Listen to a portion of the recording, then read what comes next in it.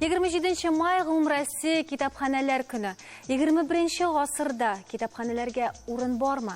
Замана шартларында ул нинди үзгәртүләргә мохтаҗ? Эфирда таяну нуктасы тапшыру студияда Венера Әйтова. Исәнмесез. Хәерле кич, мөхтәрәм кунаклар. Алда яңгыраган фикергә карашыгызны гадәттәгечә төймәләр аша җиткерә аласыз. Яшелгә басып килешүегезне, кызылга басып килешмәүегезне. 1995 елда Борис Николаевич Ельцин указы белән 27 май көнен гомумрәсе китапханәләр көн дип игълан иттеләр. Үз чиратында бу китапханәчеләрнең профессиональ бәйрәм көне дә. Шуның белән без барлык тамашачыларыбызны да, студиягә җыелган кунакларны да тәбрик итәбез. Гомумән алганда китапханәләрнең бүгенгесен ничек бәялисез, мөхтәрәм кунаклар? Барыгызга да бирмәл әлеге сорауны. Канәгатьләнерлекме? Рәзил әфәнде. Канәгатьләнер дигән сүз бик тә кызыклы сүз. Кеше бер вакытта канәгать булырга тиеш түгел. Канәгать булса инде ул үсештән туктый дигән сүз, алга прогресс юк дигән сүз. Без канәгать тә түгел, әмма ләкин үзебезнең уңышларыбызны, казанышларыбызны да әйтмичә бу мөмкин түгел. Әгәр дә бүгенге көндә Татарстанда 1514 китапханә бар икән, һәм аңа йөзләгән мең укучы йөри икән, һәм анда миллионлаган, хәзер инде 80 миллионнан артык китап бар икән, димәк инде бу китапханәләр кирәк дигән сүз. Аннан мин әлегә монда килер алдыннан китапханәләр турында яңа закон проектын укып бетердем. Без Татарстан Дәүләт Советында китапханәләр турындагы яңа закон эшлибез һәм аны быел җәйгә кадәр кабул итәргә җыенабыз. Ни өчен без аны яңа закон язабыз? Чөнки элекке законыбыз безнең инде 90 елларда кабул ителгән иде һәм шуннан соң бик күп үзгәрешләр булды. Менә нәкъ сез әйткән сорауга җавап инде ул. Китапханәләрнең яшәү шартлары да, эшләү шартлары да үзгәрде. Укучыларның китапханәгә йөрүчеләрнең таләпләре артты һәм аларның ихтияҗлары да бүген көндә бик күпкә киңрәк. Китапханә кирәкме, юкмы дигән сорауда бүген көндә ихтияҗ дигәннән.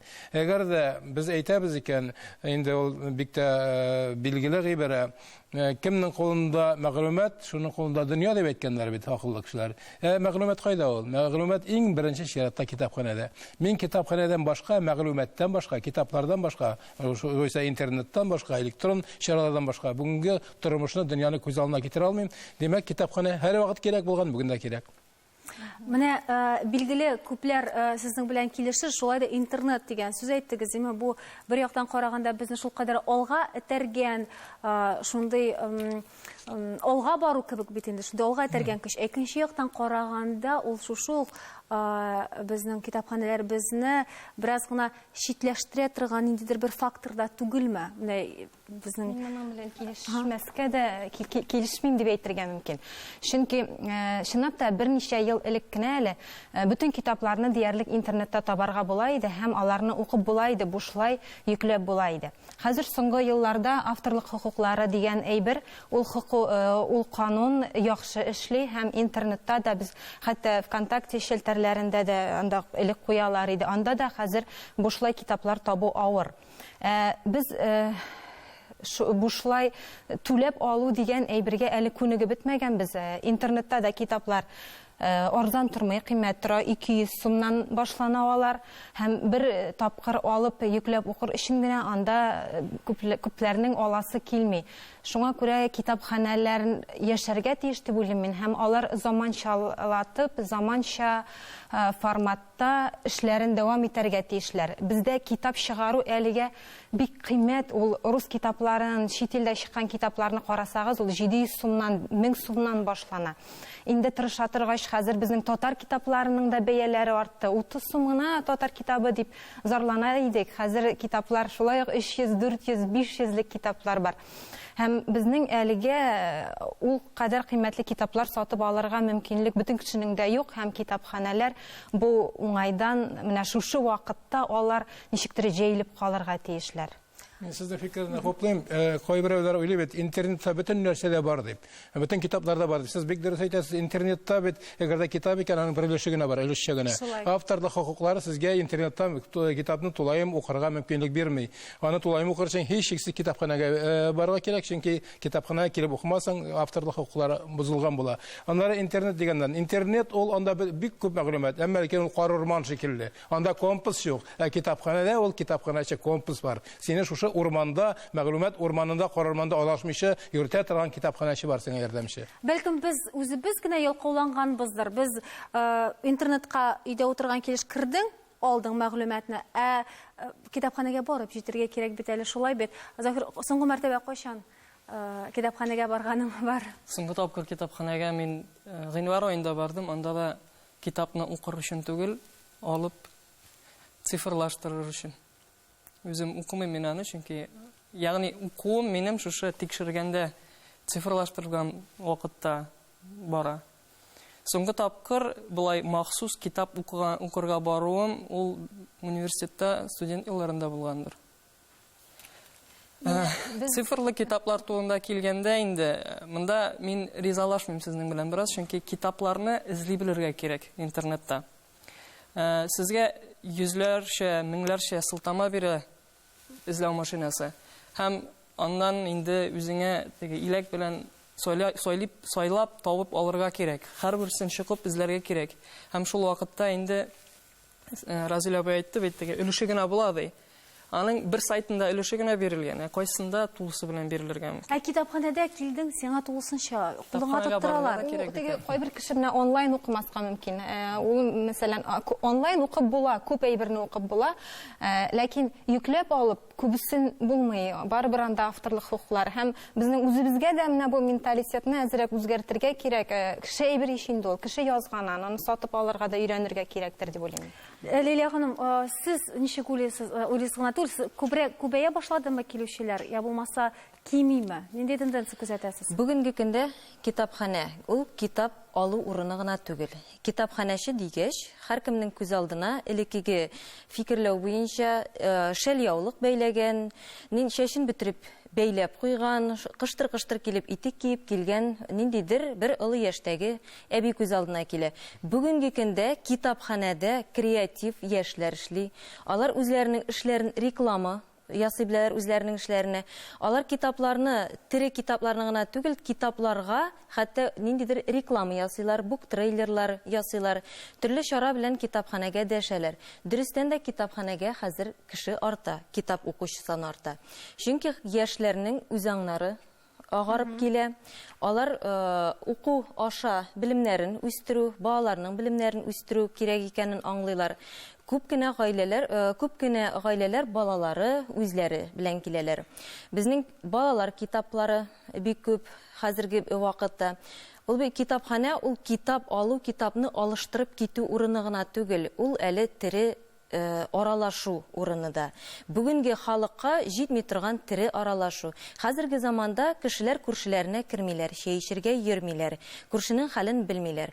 Бу очракта безнең китапханәләрдә ниндидер мәйданчыклар бар, ниндидер оешмалар бар. Шул оешмаларда. Лилия ханым, тамашачыларыбыз күбесе шаккатып утыралардыр. Безнең әле аралашу китапханә аралашу урыны да менә, әле анда барып шулай аралашып та утырып буламыни. Ул теге тавышланмагыз, мондай китап укыйлар дип кенә куркытып утыра торган урын түгел, менә диючеләр дә булырга мөмкин. Менә Ирек әфәнде, сез ничек уйлыйсыз? Бүген китапханәченең менә роле хакында Лилия ханым әйтә башлады. Нәрсәдән гыйбарәт? Аның функциялары нәрсәдән гыйбарәт? Әлбәттә, менә мин дә ул яктан килешәм. Китапханәче ул китап бирүче генә түгел. Ул мәгълүмат бирүче дә, ул шушы китапханәгә килгән кешеләрнең мәдәни ялын оештыручы кеше дә булырга тиеш. Ул менә шушы аралашуны да оештырырга тиеш. Ул китапларга менә рекламасын да ясый белергә тиеш һәм теләсә кемне китап укырга җәлеп итәргә дә тиеш. Булар бөтенесе дә аннан югары профессионаллык таләп итә. Әлбәттә, ул инде тиешле югары уку йортында тәмамлаган булырга тиеш. Ул гына да түгел, аның күз аллавы, русча әйтсәк, кругозоры киң булырга тиеш. Бай мәгълүматлы, шул гына Заһир әфәнде әйтте, интернетны да җиңел куллана белә торган кеше булырга тиеш. Ул хәтта теге белмәгән кешеләргә интернеттан мәгълүмат эзләүне дә өйрәтергә тиеш. Ягъни китапханәче, бәлки мин арттырыбрак әйтәмдер, башка бөтен профессияләр ияләренә караганда да өстенрәк дәрәҗәдәге һөнәр иясе булырга тиеш. Разил әфәнде, без артыгын таләп итмибезме китапханәчедән?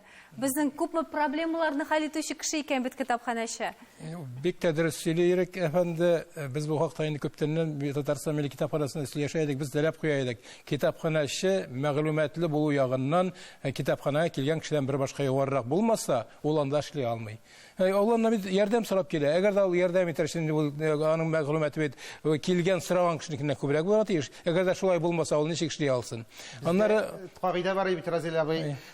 Безнең милли китапханәдә килгән кешегә юк дигән сүз әйтелергә тиеш түгел дигән. Мин аны ишетеп кайткан идем Америка Конгресс китапханасында, Джеймс Биллингтон директорыдан да, аның янына баргач, мин 90 елда уен сорадым. Сезнең китапханадагы иң төп сүз, иң төп принцип нәрсә дигәч, Разил әфәнде, безнең китапханада төп принцип шул, бездә юк дигән сүз юк ди. Менә шуны бөтен нәрсәне без табып бирергә тиеш. Каян булса да, бездә юк икән башка штатлардан, башка шәһәрләрдән, башка илләрдән, һәм шуннан да алар табып бирәләр. Мин бер мәгълүмат сорадым миңа, берничә минутта алар мин сораган мәгълүматны табып бирделәр. Китапханада шуны юк дигән сүз юк булырга тиеш. Билгеле, менә сез әйткән тиеш дигән сүзләрне без гомумән бик еш кулланырга яратабыз, шулай бит. Мондый кешеләрне табу җиңелме һәм хезмәт хаклары шушы дәрәҗәгә җитәрлекме соң безнең? Бүген уртача күпме хезмәт хаклары? Уртача хезмәт хакы бүгенге көндә 20 меңнән артык тора. Авыл җирендә эшләгән китапханәчегә аларның эш сәгатьләре профсоюз линиясе буенча 6 сәгатьлек кенә эш сәгате.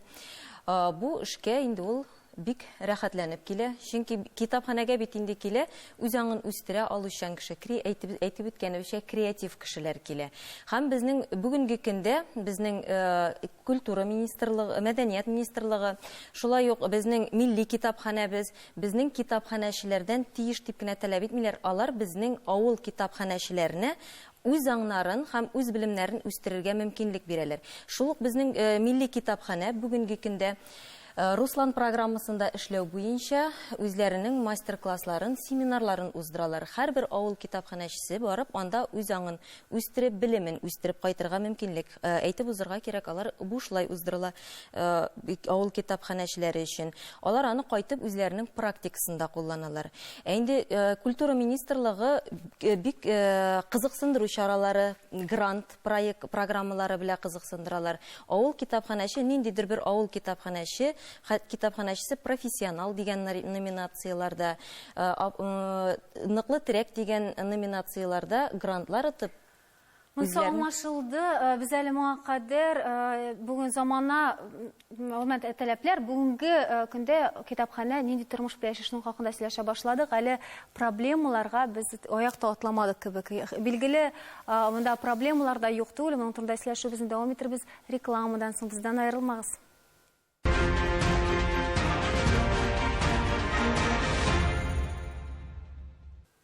Татарстан Яңа Гасыр каналда таяну нуктасы тапшыру. Без дәвам итәбез. Рекламага китер алдыннан без бүген китапханә нинди тормыш белән яши? Ул китап бирү урыны гынамы? Бу бары тик китап уку мәйданы гынамы? Менә шуның хакында сөйләшә башладык. Альфред, соңгы мәртәбә китапханәдә кайчан булдыгыз һәм кайда? Менә сез сөйләшкәндә мин башыма шундый фикер килде. Без китапхана дигәндә нәрсә күз алдына тотабыз, чөнки монда интернет бинасы да, кешеләр дә бөтенесе бергә бәйле. Һәм әгәр дә менә шушы күзлектән карасаң, минем китапханадан чыкканым да юк. Чөнки хәзерге вакытта мин дөньяда берничә китапханага үз сер сүз белән керә алам. Һәм үземә кирәк булган мәкаләләрне, китапларны шул китапханалар аша таба алам үземә. Анда булмасам да, димәк, менә Казанда булган вакытта мин Лейдендагы, Амстердамдагы китапханаларда сакланган китапларны карый алам үземә. Анда барып йөрү дә кирәкми. Менә бит уңай яклары, заман технологияның алга китүе. Замана шартларында нинди үзгәртүләргә мохтаҗ дип исәпләйсең китапханәләрне? Гомумән Россиядәме? Без әлбәттә Татарстаннан гына башлыйк, Альфред. Бездә беренчедән минем хисем буенча шундый менә бер проблема бар. Элеккеге менә совет концепциясе китапханаларда ул иде шундый гомуми һәрбер кешегә ашык булган китапхана. Хәзерге вакытта бу формат әлбәттә саклана, икенче форматта барлыкка килә, ул элитар һәм шундый торрак аудиторияга багышланган һәм гомумән китап уку, китапка шундый менә рөхсәт һәм керү мөмкинлеге ул чынлап та бик аз кешегә бирелгән. Чөнки ул вакыт таләп итә, ул әгәр дә төрле телләрдә язылган булса, шул телләрне белүне таләп итә. Шул яктан карасаң, бездә менә Россиядә гомумән һәм Татарстанда менә шундый менә процесс бара. Ничек итеп элекеге совет форматтагы китапханаларны да сакларга һәм шул вакытта ниндидер менә киләчәккә яңа адымнарны ясарга. Әлбәттә, хәзерге вакытта һәм киләчәктә була торган китапханалар, алар менә шундый китап урыны гына түгел, аралашу урыны һәм вакытны уздыра торган урын. Минем өчен теге кулланучы буларак әйтәсем килә, нинди менә киртә безнең китапханалар бик иртә ябыла. Менә чит илләрдә, Европада булсын, Америкада булсын, 12 хәтлек эшләү ул киң таралган әйбер. Хәтта тәүлек буе эшләүче библиотекалар белүенчә китапханәләр бар, бик яхшы эшләп килә. Нәкъ шуның хакында безнең видеоязма булачак. Ассаламу алейкум. Мин хәзер Төрек мәктәбенең китапханәсендә утырам.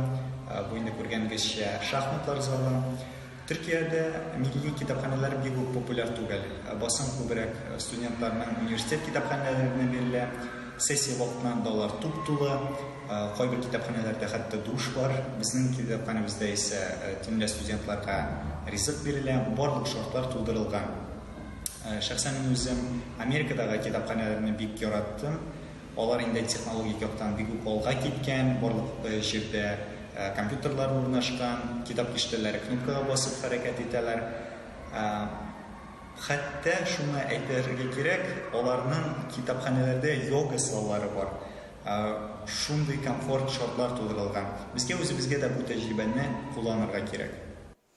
Мөхтәрәм кунаклар, безгә бу дәрәҗәгә җитер өчен күпме вакыт узырга мөмкин, ничек уйлыйсың, Алия? Мин шуны баядан бирле әйтәсем килеп йөри.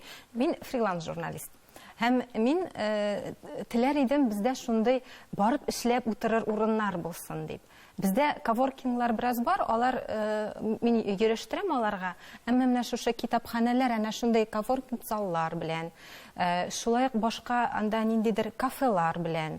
Менә мин шундый йога заллар белән булмаса инде ярый. Башарга бирәләр. Бу ниндидер мугҗизави хәл кебек. Менә Искәндәрнең шулай ук фоторәсемнәрен җибәргән ул төрле шәһәрләрдә, Швеция, Финляндия, Америка Кушма Штатларында үзе төшергән фотосурәтләр, фоторәсемнәр.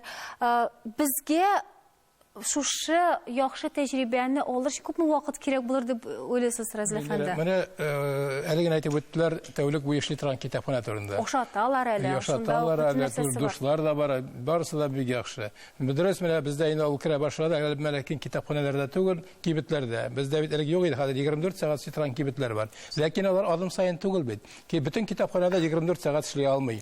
Әгәр дә Татарстан милли китапханәсендә бүгенге көндә анда 240 кеше эшли икән, 240 кеше, анда килгән төнлә килгән 10 кеше өчен эшләп утыра алмый.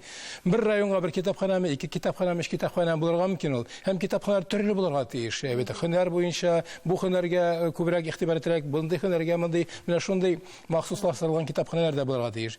Аннан соң тагын бер нәрсә проблемалар дигәннән, китапханәләрнең проблемаларын әйтәләр инде, соңгы вакытта китапханәләргә халык аз йөри башлады дип. Моның сәбәбен эзләргә кирәк. Аз йөрим, күп йөрим, ансы да бәхәсле мәсьәлә. Мәсәлән, мин үземнең туган районымны Түбән Каманы гына алам. Түбән Кама үзәк китапханәсендә соңгы елларда бик яхшы ремонт үткәрелде. Анда заманча шартлар, ул заман китапханәсе. Аның кырыенда гына парк, китап уку парк ачылды. Һәм шушы үзгәрешләр булганнан соң анда инде ачык фондлар, кем ничек керә, менә Бустанов әйтмешләр, битеге теләсә кайсы вакытта кереп теләсә инде китапны үзе сайлап алалар. Һәм бер ел эчендә Түбән Кама үзәк китапханәсендә укучылар саны 3 мәртәбә артты. Димәк, әгәр дә шартлар яхшы булса, фондларың бай булса, китапханәчеләрең әзерлекле булса, нишләп артмасын, нишләп кеше йөрмәсен ул? Безнең кешенең азрак йөргән урыны кайда шартлар юк. Нәкъ шулай китапханәдән һаман нәрсәндер таләп итәргә китапханәнең үзенә бирмәгән килеш. Аларга яхшы биналар бирмәгән килеш. Менә бу яңа мәгълүмати технологияләрне алып барыр өчен яңа техника, куәтле компьютерлар бирмәгән килеш. Безнең республикада да әле интернет тоташмаган китапханәләр бар. Әйтергә оят микән инде ул, безнең республикада 4 китапханә бар авария хәлендәге авылларда. Алар гомумән булырга тиеш түгел авария хәлендә китапханә. Ремонтка мохтаҗ китапханәләр алар бераз булырлар инде, ләкин аларда бездә күп әле. Интернет тоташмаган, Wi-Fi булмаган китапханәләргә бирмәгән килеш, аларга ничектер акча белән тәэмин ителеш булмаган килеш, алардан ниндидер күп әйберләр таләп итү дөрес булмас бик дөрес үк түгел. Ә ничек уйлыйсыз? Менә бер яктан караганда, шулай ук Альфред әйтеп китте, бар бит bir йөргән кеше йөргәчәк, йөрмәгән кешене тарту кирәк микән? Кем өчен күбрәк көчне сарыф итәргә, йөргән кешеләргә шушы мөмкинлекләрне тудырыргамы, я булмаса кешеләрне таләп үзеңә чакырту, менә шушы инде чаралар уздыру яңа кешеләр таләп итә, шулай бит кызыксындыру. Кайсына күбрәк көчне сарыф итәргә кирәк? Шуннан да менә әйттеләр бит инде, китапханә инде ул аралаш урыны булырга тиеш. Бу иң беренче чиратта аралашканнан бөтен эшләр барлыкка килә. Берсе бер китапны укый, икенчесенә икенче төрле мәгълүматы бар. Мәгълүматны алырга кызыксына башлый кеше. Кеше аша, кешедән ишетеп аралаша торгач, аннары кеше бер-берсенә якыная, чынында безнең җәмгыять бүгенге көндә шактый таркау. Без бер-беребездән аралашмыйбыз. Шуңа күрә менә бу яктан караганда да китапханәләрнең кирәклеге бүген көннән-көн арта барачак. Кешеләрне бер-берсенә якынайтыр өчен, бер-берсенә эш серләрен бүлешер өчен, мәгълүмат алмашыр өчен. Китаптан укып кына түгел, кеше бер-берсеннән бик күп мәгълүмат ала. Аннары тагын бер нәрсә әйтәсем килә.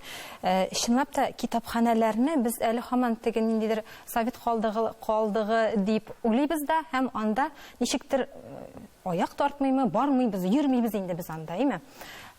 Чынлыкта китап укуга ихтияҗ зур бит. Китапны күп кеше укый. Хәтта менә шундый Авитода да сатып алалар китапны. ВКонтактеда төркемнәр бар. Алар китапны бер-берсенә саталар, арзанракка саталар. Аннары балалар китаплары һәр вакыт кирәк, алар кыйммәт һәм аларны бер аласында бала үсә, ул шулай кала. Югыйсә китапханәгә генә бар да, ал да бер атнага ал, укы, аннары илтеп куй. Менә без бу мөмкинлектән файдаланмыйбыз дип уйлыйм мин. Бу шулай. Үзең барасың, яктышыра белән каршы алалар. Гомумән алганда, менә бүген шушы йөрмәгән кешеләрне, укымаган кешеләрне җәлеп итәргә кирәк дип уйлыйсызмы, Лилия ханым? Ничек уйлыйсыз? Әлбәттә кирәк. Укымаган кеше укыр микән соң инде ул? Укыйлар бер генә бер китапта алып укымаган кешеләр, һәрбер эшләрен азакка калдырган кешеләр килеп, мин инде пенсиягә чыкканнан соң йөрер идем дип әйткән сүзем бар иде дип килүчеләр дә бар. Һәркемне тартырга җәлеп итәргә тиеш китапханәче. Әгәр инде ул бер атнага бер генә чын укучысын булдырала икән, ул инде зур казанышы була китапханәченең. Һәм инде минем әйтәсе килгән сүзем, китапханәгә йөрмиләр дигән сүзне әйтәләр бит китапханә бусагасын атлап кирмәгән кешеләр. Үзләре йөрмәгән кешеләр. Чөнки анда китапханәгә үзләре килгән кешеләр, анда йөри торган кешеләрне күрәләр һәм алар мондый сүзне бер кайчан да әйтә алмыйлар. Без ышанабыз, безнең караучылар арасында да нәкъ шундый китапханәчеләр һәм нәкъ шундый китапханәләре бардыр дип, чөнки әгәр дә анда интернетлар кирмәгән һәм авария халәтендә икән, шуннан да андый урыннар да юк түгел, шулай бит. Альфред, ничек уйлыйсыз? Менә замана шартларында китапханәгә ихтияҗны арттыруда нәрсә таян нуктасы булырга тиеш? Җәмгыять белән эшләү. Чөнки китапхана ул бит ниндидер космоста була торган бина гына түгел. Ул җәмгыятьнең бер көзгесе һәм анда нинди проблемалар бар, ул китапханада да бар. Әгәр дә безнең җәмгыятьтә белемгә карата һәм белем ияләренә карата югары караш булмаса, димәк китапханәгә дә шул ук мөнәсәбәт. Ул бик ачык күренә. Китапханәдә әгәр дә халкыбызның, мәсәлән, җәмгыятебезнең атаклы мәшһүр кешеләре эшләсә, анда китапханәче булыпмы, гади яисә җитәкче булыпмы, аны яна аның шикелле кешеләр җыелыр иде. Мәсәлән, заманда Аргентинаның бөек язучысы Борхес китапханәче булган, урысның бөек мәсәлчесе Крылов, Иван Крылов китапханәче булган, немецның, алманнарның бөек шагыйрьләре Гёте китапханәче булган, русларның атаклы ректорлары Лобачевский китапханәче булган. Үзебездән сезнең авылдашыгыз Татарстан хөкүмәтенең беренче урынбасар җитәкчесенең Мансур Хәсәнов китапханәче булган, язучы Гәрәй Рәхим китапханәче иде, җырчы Вафира Гыйззәтуллина китапханәче иде. Менә шушындый кешеләр китапханәдә эшләсә бүген, алар янына үзләре шикелле кешеләр җыелыр, тартылар иде. Һичшиксез, тагын бер кат барлык китапханәчеләрне һәм гомумән китапханә хезмәткәрләрен әлеге бәйрәм белән чын күңелдән тәбрик итеп, сау булашабыз, исән-имин булыгыз. Сау булыгыз.